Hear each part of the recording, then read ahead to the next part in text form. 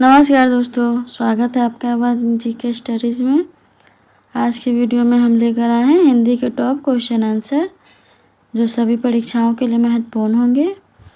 अगर आप किसी भी परीक्षा की तैयारी कर रहे हैं तो ये वीडियो आपकी सहायता करेगी, इसलिए वीडियो को आप लोग पूरा देखें। इनमें से जितने भी क्वेश्चन के आंसर जानते हैं प्लीज़ कमेंट बॉक्स में ज़रूर दीजिएगा, और चैनल पर नए हैं तो प्लीज़ चैनल को भी सब्सक्राइब ज़रूर कर दीजिए। चलिए आगे बढ़ते हैं। आज का आपका पहला सवाल है, फूले का सकल मही छाई, जनु वर्षा ऋतु प्रकट बुढ़ाई में कौन सा अलंकार है? आपके ऑप्शन से ए उत्प्रेक्षा, बी उपमा, सी रूपक, डी श्लेष। सही जवाब है ऑप्शन ए उत्प्रेक्षा। जब किसी पंक्ति में उपमेय में उपमान की संभावना या कल्पना की जाए और उसमें मनु मानहु, जनु जानहु, मानो जान पड़ता है, निश्चय, यो आदि शब्दों का प्रयोग हो तो वहाँ उत्प्रेक्षा अलंकार होता है। अगला सवाल, अपभ्रंश का प्रथम प्रबंध काव्य पवम चरयू के प्रणेता कौन है? आपके ऑप्शन से ए अब्दुल रहमान, बी विद्यापति, सी जैन कवि स्वयंभू, डी चंद्रवरदाई। सही जवाब ऑप्शन सी जैन कवि स्वयंभू। अपभ्रंश का प्रथम प्रबंध काव्य पवम चरयू के प्रणेता स्वयंभू हैं। स्वयंभू को अपभ्रंश का वाल्मीकि भी कहा जाता है। पवम चरयू राम कथा पर आधारित एक महाकाव्य है। स्वयंभू जैन कवि थे। अगला सवाल, जिस छंद में 4 चरण और प्रत्येक चरण में 16 मात्राएं होती है वह क्या कहलाती है? आपके ऑप्शन से ए दोहा, बी सोरठा, सी रोला, डी चौपाई। बताइए। सही जवाब है ऑप्शन डी चौपाई। जिस छंद में 4 चरण और प्रत्येक चरण में 16 मात्राएं होती हैं उसे चौपाई कहते हैं। यह एक सममात्रिक छंद है जिसमें प्रत्येक चरण में 16 मात्राएं होती हैं और अंत में एक गुरु होता है। अगला सवाल, 10 कुमार चरितम के रचनाकार कौन हैं? आपके ऑप्शन से ए दंडी, बी माघ, सी बाणभट्ट, डी कालिदास। जवाब दीजिए। सही जवाब ऑप्शन ए दंडी। 10 कुमार चरितम दंडी द्वारा रचित एक प्रसिद्ध संस्कृत गद्य काव्य है।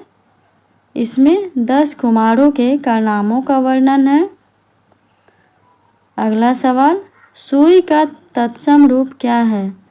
सुई का तत्सम रूप क्या है? आपके ऑप्शन से ए सूजी, बी सुई, सी सूची, डी सूचक। सही जवाब है ऑप्शन सी सूची। सुई का तत्सम रूप सूची है। अगला सवाल, लापरवाह का विलोम शब्द क्या है? लापरवाह का विलोम शब्द क्या है? आपके ऑप्शन से ए सावधान, बी विश्राम, सी उदय, डी अपरवाह। सही जवाब है ऑप्शन ए सावधान। लापरवाह का विलोम शब्द सावधान है। चलिए आगे बढ़ते हैं। अगला सवाल है, उग्र का पर्यायवाची शब्द क्या है? उग्र का पर्यायवाची शब्द क्या है? आपके ऑप्शन से ए तीव्र रौद्र, बी प्रचंड क्रोधी, सी उत्कट घोर, डी शिव सूर्य। सही जवाब है ऑप्शन बी प्रचंड क्रोधी। उग्र का पर्यायवाची शब्द इनमें से प्रचंड और क्रोधी है। अगला सवाल, जो सब कुछ जानता है के लिए एक शब्द है। आपके ऑप्शन से ए सर्वज्ञ, बी अल्पज्ञ, सी बहुज्ञ, डी इनमें से कोई नहीं। सही जवाब है ऑप्शन ए सर्वज्ञ। जो सब कुछ जानता है के लिए एक शब्द सर्वज्ञ है। अगला सवाल, गांठ का पूरा मुहावरे का क्या अर्थ है? आपके ऑप्शन से ए ईमानदार, बी दुकानदार, सी लापरवाह, डी मालदार। जवाब दीजिए। सही जवाब है ऑप्शन डी मालदार। गांठ का पूरा मुहावरे का अर्थ है मालदार। अगला सवाल, मित्र मुझे माफ़ करो, इस वाक्य में मित्र में कौन सा कारक है? आपके ऑप्शन से ए करण, बी आपादान, सी अधिकरण, डी संबोधन। सही जवाब है ऑप्शन डी संबोधन। मित्र मुझे माफ़ करो, इस वाक्य में मित्र संबोधन कारक है। ये सभी प्रश्न परीक्षा के दृष्टिकोण से बहुत ही महत्वपूर्ण है, इसलिए आप लोग वीडियो को पूरा देखिए। अगला सवाल, दूसरा लड़का कहाँ गया? वाक्य में दूसरा किस प्रकार का विशेषण है? आपके ऑप्शन से ए समुदायवाचक, बी गणनावाचक, सी क्रमवाचक, डी आवृत्तिवाचक। सही जवाब ऑप्शन सी क्रमवाचक। वाक्य में दूसरा क्रमवाचक संख्यावाचक विशेषण है। यह विशेषण किसी संज्ञा यानी लड़का की क्रम का स्थान बताता है। अगला सवाल, कुसुमाकर में कौन सा समास है? कुसुमाकर में कौन सा समास है? आपके ऑप्शन से ए तत्पुरुष, बी कर्मधारय, सी अव्ययभाव, डी बहुव्रीहि। जवाब दीजिए। सही जवाब ऑप्शन डी बहुव्रीहि। बहुव्रीहि समास वह समास होता है जिसमें कोई भी पद प्रधान नहीं होता, बल्कि दोनों पद मिलकर किसी तीसरे पद की ओर संकेत करते हैं। कुसुमाकर का अर्थ है फूलों का घर या फूलों का स्थान यानी बगीचा को दर्शाता है। अगला सवाल, हिंदी प्रदीप किस प्रकार का समाचार पत्र था?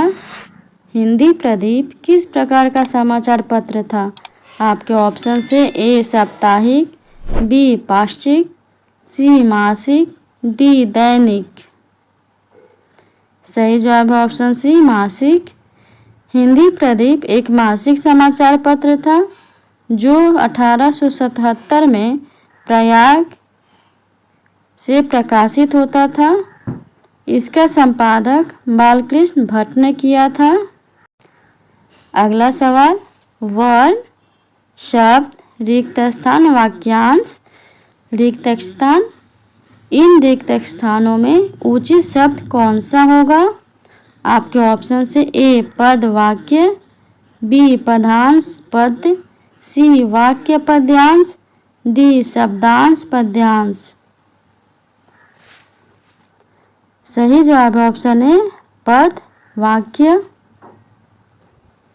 अगला सवाल, या लकुटी अरु कामरिया पूर्वराज तिहु में कौन सा छंद है?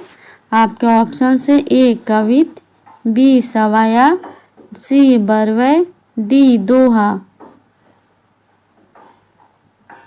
सही जवाब ऑप्शन बी सवाया। या लकुटी अरु कामरिया पूर्वराज तिहु यह छंद सवाया है। यह एक वर्णिक छंद है जिसमें 22 से 26 वर्ण होते हैं। अगला सवाल, लिपि चिन्हों के क्रमबद्ध समूह को क्या कहते हैं? आपके ऑप्शन से ए वर्णमाला, बी वर्ण, सी वर्ण समूह, डी अक्षर। जवाब दीजिए। सही जवाब है ऑप्शन ए वर्णमाला। लिपि चिन्हों के क्रमबद्ध समूह को वर्णमाला कहते हैं। अगला सवाल है, सोहन नौकर से खाना बनवाता है, ये किस प्रकार का क्रिया है? आपके ऑप्शन से ए प्रेरणार्थक, बी संयुक्त, सी यौगिक, डी नाम धातु। सही जवाब है ऑप्शन ए प्रेरणार्थक। प्रेरणार्थक क्रिया वह क्रिया होती है जिसमें कर्ता स्वयं कार्य न करके किसी और को कार्य करने के लिए प्रेरित करता है। अगला सवाल, इनमें से कौन सा सघोष महाप्राण व्यंजन है? आपके ऑप्शन से ए क, बी झ, सी ठ, डी प। जवाब दीजिए। सही जवाब है ऑप्शन बी झ। प्रत्येक वर्ग का तीसरा और चौथा व्यंजन सघोष महाप्राण व्यंजन है। अगला सवाल, संवृत स्वर का कौन सा समूह सही है? आपके ऑप्शन से ए आ बड़ी ई बड़ी ऊ, बी ए ओ औ, सी अ छोटी ऊ री, डी छोटी ई छोटी ऊ बड़ी ऊ। सही जवाब ऑप्शन डी छोटी ऊ बड़ी ई छोटी ऊ बड़ी ऊ। संवृत स्वर वे स्वर होते हैं जिनके उच्चारण में मुख बहुत कम खुलता है। हिंदी में संवृत स्वरों की संख्या 4 है, छोटी ई छोटी ऊ बड़ी ऊ। अगला सवाल, कौन सा विग्रह वृद्धि संधि का नहीं है? आपके ऑप्शन से ए एक धन एक, बी सु धन अल्प, सी वन धन औषधि, डी भाव धन ऐक्य। सही जवाब है ऑप्शन बी सु धन अल्प, एक धन एक ऐक्य, वन धन औषधि और वन औषधि, भाव धन ऐक्य भावैक्य।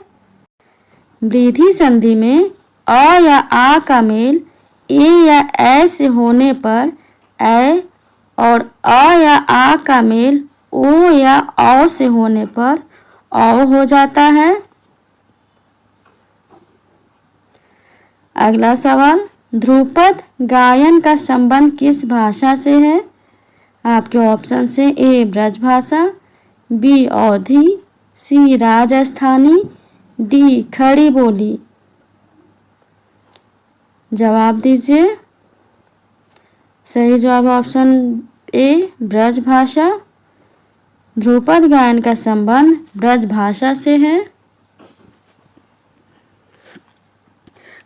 आज के लिए इतना ही। अगर वीडियो अच्छा लगा हो तो वीडियो को लाइक और चैनल पे नए हैं तो प्लीज़ चैनल को सब्सक्राइब ज़रूर कर लीजिए। धन्यवाद।